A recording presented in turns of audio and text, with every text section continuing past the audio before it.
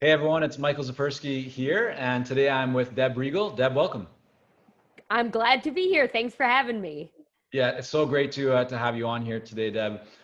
Really excited for this conversation. So, you are a keynote speaker. You are a leadership consultant. Your clients include a lot of well-known names like Amazon and Kraft Heinz, the U.S. Army, a whole bunch of others. Your work has been featured in the New York Times, Oprah Magazine, Bloomberg, Harvard Business Review, again, many more. You're also an author. You've written books, one recently, I believe, with your daughter. Is that correct? Yes. Hmm. Okay, so I want to ask about that because that's really cool. But you also teach at the Wharton Business School, Columbia Business School. So you have that going on, and I'm wondering, like, with everything that you have going on, teaching, being a professor, working at at one point you were working at a consulting firm, I believe, Boda Group, Yeah. correct? And then you run your own business as well, Right. and being an author. Like, were you doing all of those things all at one time, or because it looks like there was some overlap, if not even still overlap? Yeah, so that's the beauty of LinkedIn. It makes me look like Beyonce, right? I'm just, kicking ass and taking names all at the same time. I would say, a better explanation for it is that I've done different things at different times.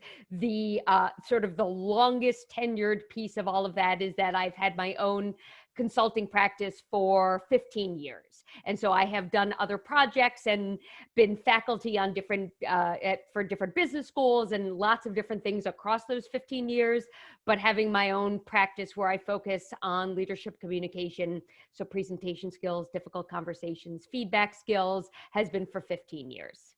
Got it. Have you ever felt a pull?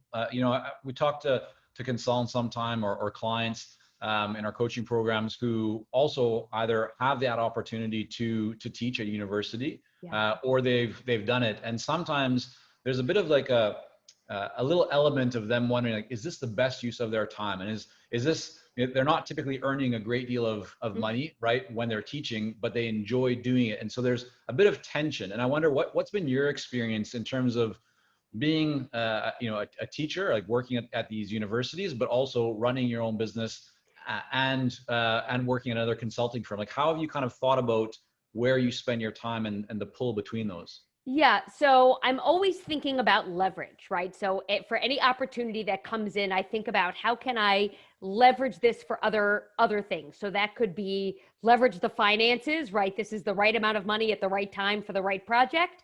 How is this a name that I want to have on my bio or be associated with so I can leverage it to open other doors? How is this an opportunity for somebody to pay me to learn how to do something better that I can leverage and bring that benefit to other clients? So I'm always playing a long game with it. When it comes to the teaching piece, I'll just share with you a little bit about how I got involved in teaching, because I would imagine that many of your listeners can probably relate to some of these challenges. So I had never really taught at a university, and in 2008, most of us can remember that the bottom fell out of our businesses. If we were a solopreneur or had a small business, it was a really scary time. And really overnight, most of my paying clients went away. And I remember saying to my husband, Michael, am I going to have to get a real job? And he said, probably one of the most loving and supportive things that he's ever said to me, which is, just because you don't have clients doesn't mean you don't have a real job, which was like, right? That's how you know you married the right person. Anyway, I got a call from a colleague of mine as I was trying to figure out what I was going to do in this totally depleted economy, who said, I have a colleague who has been teaching at the business school at Peking University, what they call, the Harvard of Asia, or I would call the University of Michigan of Asia, as a Wolverine. And she has a colleague who's been teaching with her for all of these years. It's an executive MBA program. Her colleague isn't going to go.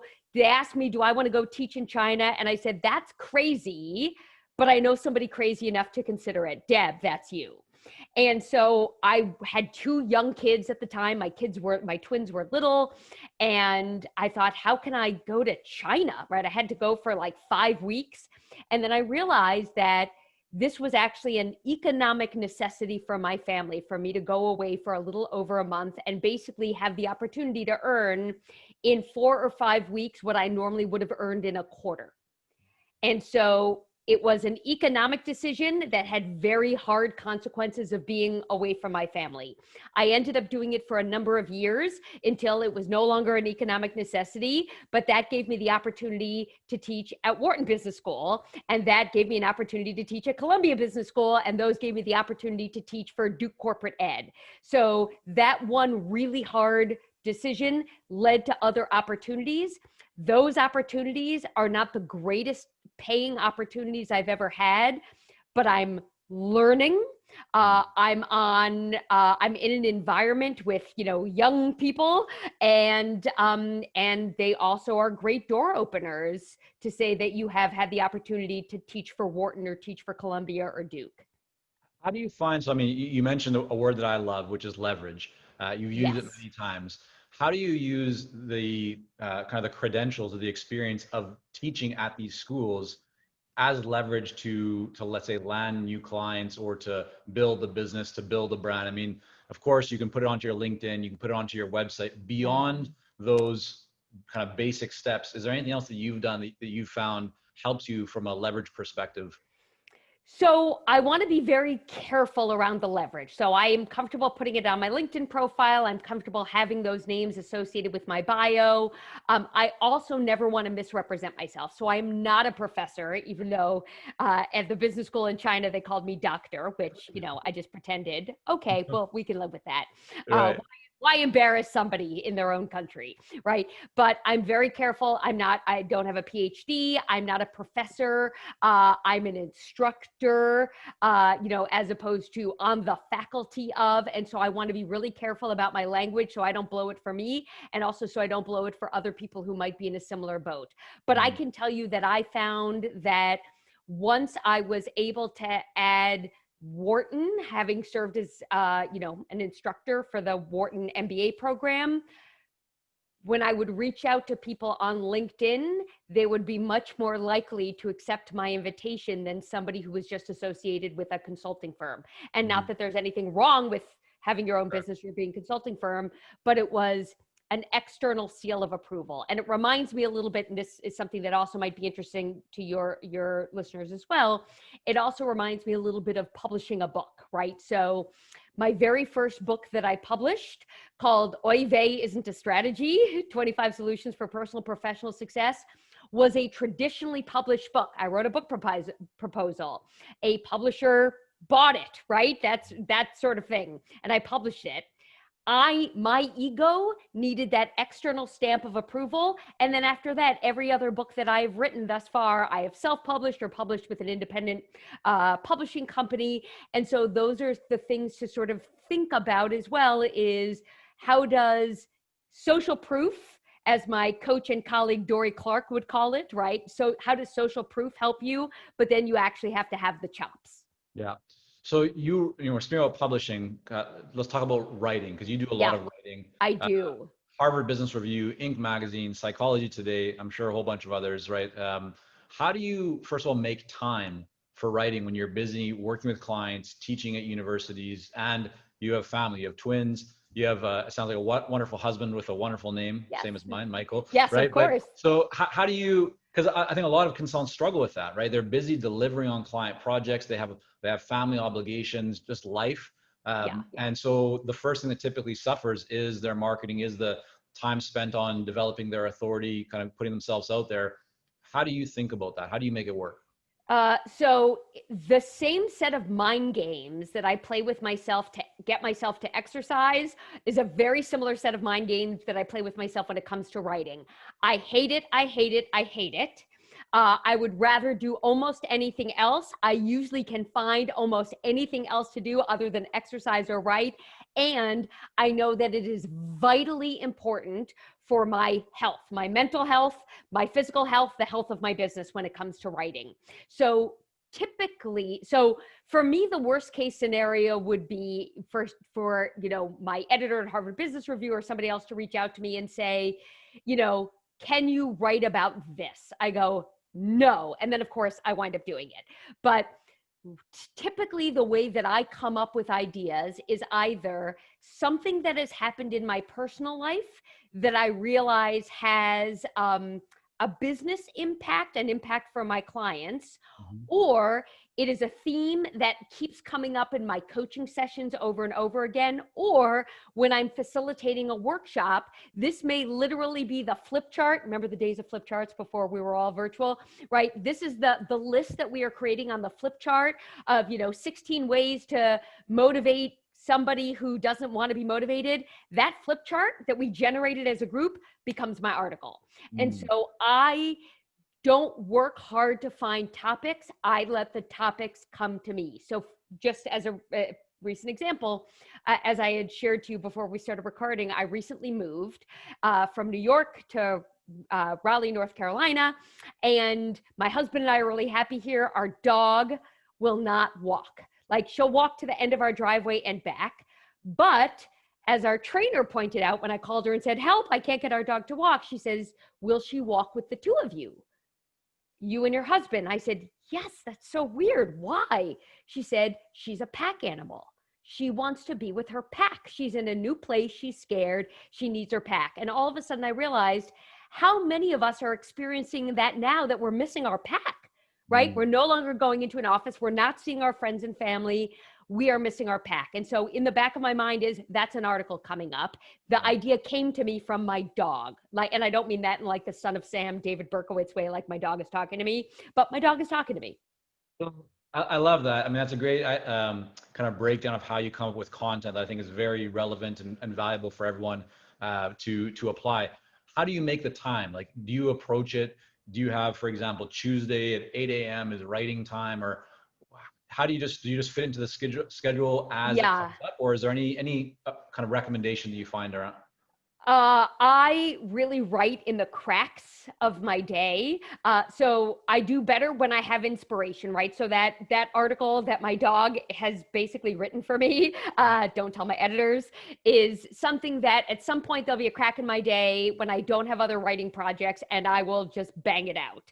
I particularly like it. So for example, I sent a pitch to my editor at HBR about a week ago. She said, yes, our team loves it, write it.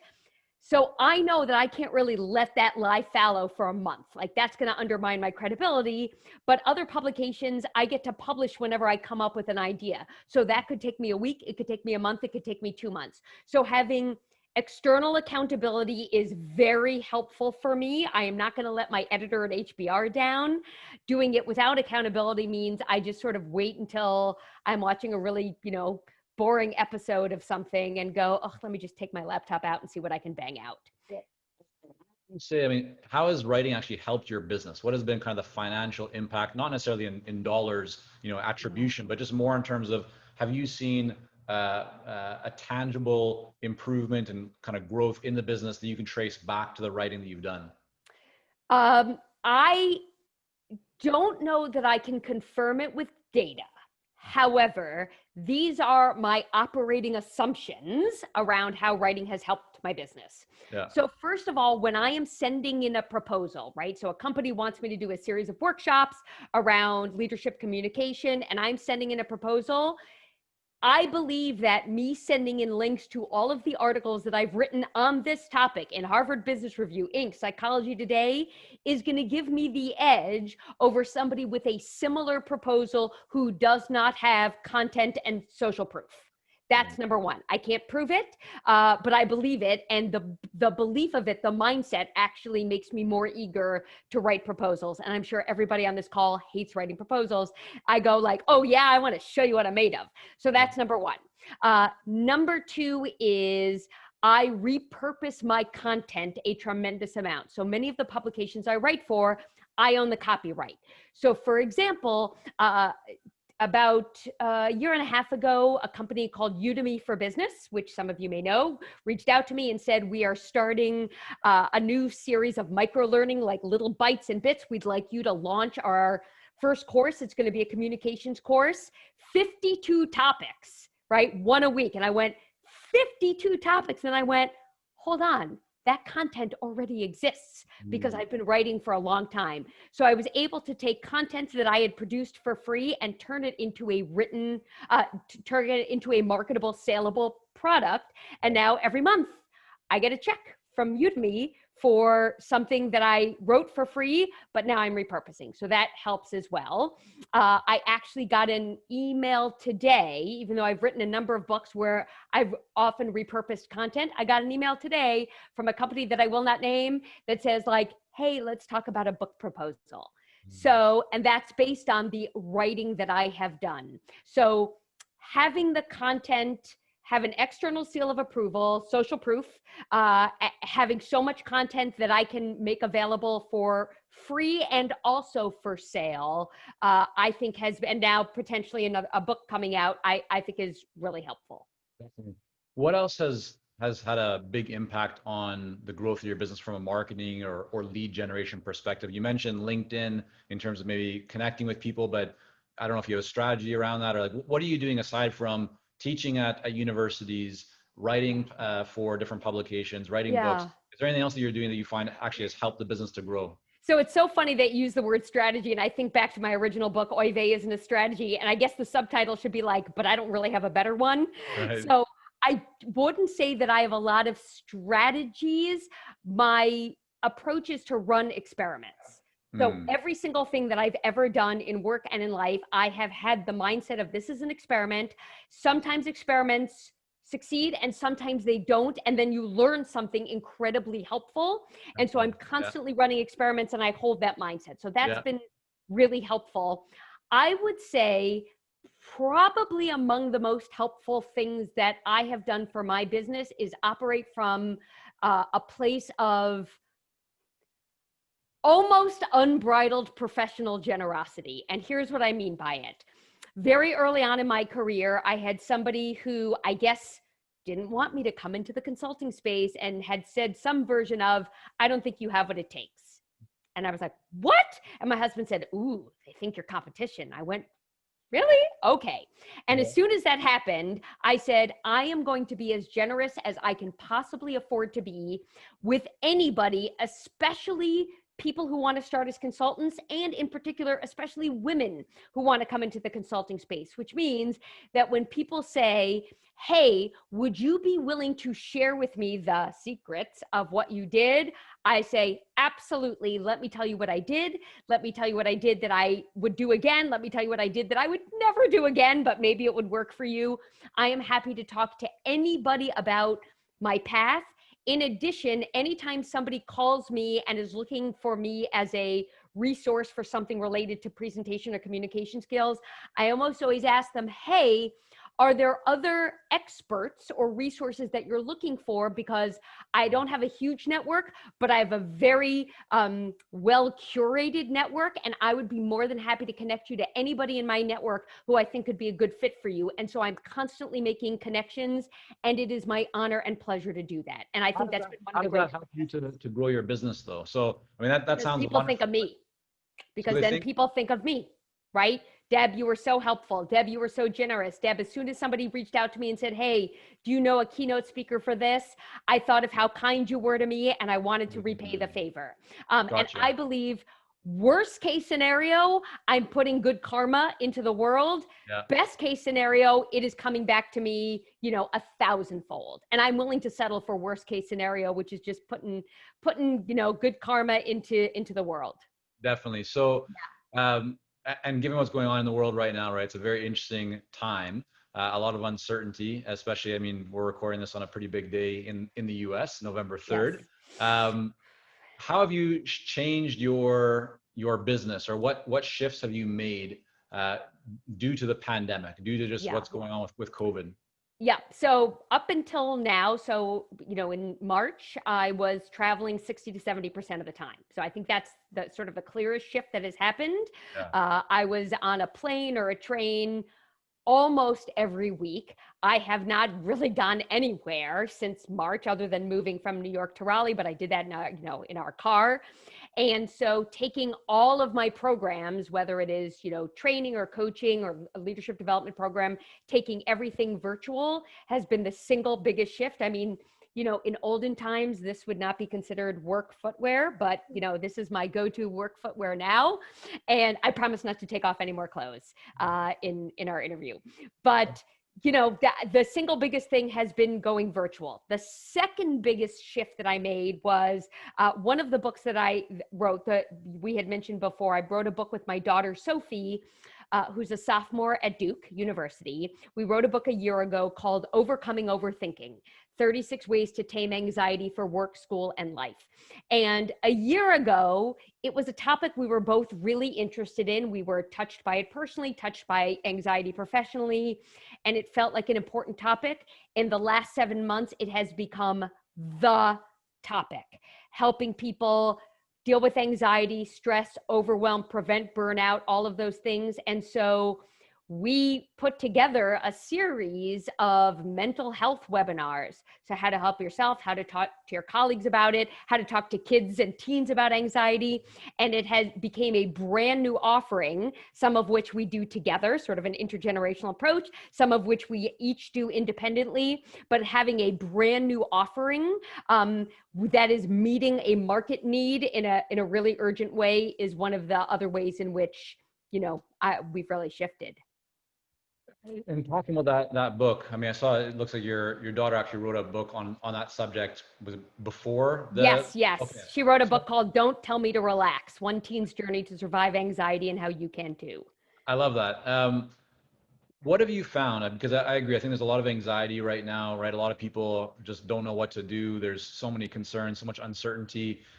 Based on all the best practices and all the trainings that you give and the work that you've done, is there a step or a recommendation that you would offer that you think would touch, just the majority of people who might be feeling some anxiety right now or some fear of the unknowns? Is there anything that's like a go-to step that you would look at or suggest that people kind of think about to help them in case they might be feeling a bit of anxiety right now or a bit of uncertainty or a bit of fear that might be holding them back from doing the things they know that they really should be doing? Yeah. So a couple of thoughts. So number one is welcome to those of us who have had chronic lifelong anxiety. Welcome, come on in. We're very kind and welcoming. I would also say that there has never been a better and more open time for people to talk about this, right? So we all know that there's often stigma related to mental health and mental illness. The stigma is falling fast, which I think is one of the very few benefits of this time that we're in. And so help is readily and easily available. I would say, one of the things that comes from the world of emotional intelligence is the idea that emotions are data, right? And so emotions are not something to be ignored, not something to be pushed down. But if you are feeling sad, overwhelmed, terrified, whatever it is, there's information there. Go get it, right? Don't ignore the source of data. Go get it. And then I would say, find at least one person to talk to. And I often cite the guideline from NAMI, which is the National Alliance on Mental Illness, that says, if you are going to share with somebody that you're struggling, who should you be looking for? And they cite 2 criteria. The first is that you want somebody who you trust, right? That you really interpersonally trust and trust to maintain your confidence. And the second is it should be somebody who is emotionally intelligent, who recognizes that emotions serve a purpose and that things like this too shall pass or you think you have it bad, other people have it worse are not helpful strategies, and somebody who will really, empathize and be there and strategize with you if that's what you want. Got it. You, in one of the sites where you're listed, it has kind of a comment from you or a thought, which is that one of the things that you learned was that asking for and accepting help, right, is actually a sign of strength, not of weakness. Yes. And you said, like, for someone in a helping profession, it took you maybe longer than you would have liked to kind of reach that conclusion yourself. Can you just speak a little bit about like where that mindset comes from, or just what that experience or that learning means to you and how you think others could maybe benefit from also identifying that? Well, the first thing that I actually think about is our reciprocity bias, right? So we have a bias to do to others, right? So similar to my professional generosity, right? It comes back to me, if not directly, then indirectly. And when you ask somebody for help, it is most often the case that they are honored, right? Honored that you would think of them and that you would come to them, especially if you are somebody who considers yourself self-directed, self-motivated, successful, any of those things. Somebody who I admire is coming to me for help as well. I often think about it from the perspective of I know how to do what I know how to do very well, right? I'm an expert in my subject areas. I am as a relative expert in parenting my children. I don't know that I have it mastered, but I don't know that anybody does it better than my husband and I do. In order for me to be an expert in the things that matter most, I can't be an expert in everything. Right. And so if I am going to release the fact that I want to be an expert in these areas because they're the most important, it means the whole rest of the universe are places that I'm not an expert in. And solving my own mental health problems is not an area that I'm an expert in. And I'm lucky that there are people in the world who have chosen to make that their pool of expertise. And how about from a business context and kind of perspective? Like, are there certain things that you initially maybe tried just in your mind? It's like, oh, I'll figure these out myself, or I don't want to ask someone, or I don't want to ask for help because it might then demonstrate or show that I'm not necessarily an expert yet in that area. Is there any example of like where you've done that in your own business and that when you did Yeah. reach out to get help, it actually really benefited you? So I would say that probably one of the most surprising ways in which I get business is through my personal Facebook page. I don't have a business Facebook page, or if I do, I haven't posted anything on them in years. I might have them and I don't know about them. On my personal Facebook page, I am very honest and open about the things in my work and life that I'm struggling with, like very honest and open. I have 3 anxiety disorders. I'm constantly struggling to keep my weight, manageable. I worry about my kids at college. I have other things that I worry about that I'm challenged by that I don't have solved. And I put it all out there. And people don't see me as, oh, she's is a problem or has a problem. They go, oh, she's relatable. She's just like us. Yeah. And that actually draws people to me. And I get plenty of public messages and even more private messages of people saying, thank you for sharing your struggles with us. It really makes us feel not alone, and it demonstrates bravery. And by the way, could you help me with this problem? And then I get hired. I'm so glad that you're sharing that. I released a video recently that was just called The Power of Vulnerability, and how, being more vulnerable, being more open, for a lot of people, like I remember back in the day, kind of early years of building my first consulting business, I wanted to always look like very professional and not say the wrong things and just kind of really give that professional image. And I would never share anything that I thought maybe was a bit of an insecurity or a vulnerability. And what I learned from over the years of interviewing many people like yourself, and just kind of going through different experiences myself, is that actually when you do open yourself up and you share some of those things that maybe aren't your strengths, or you're just you're more open and vulnerable, that actually people are attracted to you. It's exactly like you shared. And so I think Absolutely. it's an important message for people to take in and hopefully embrace.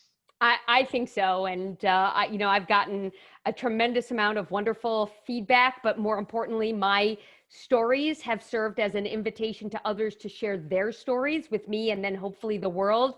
And if I can put more stories of people living real lives out there, that strikes me as doing good in the world. Yeah, definitely.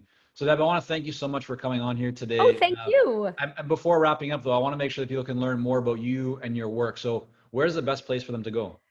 Probably the best place for them to go is deborahgraysonregal.com, and I'm sure you will spell it somewhere unless you need me to spell it. We'll link it up in the show notes. So Awesome. And go and click. LinkedIn, right? So all of my articles that I write, I post them on LinkedIn. So that's a really great way to be in touch with me. Wonderful. Well, again, thanks so much for coming on. My pleasure. Thanks, Michael.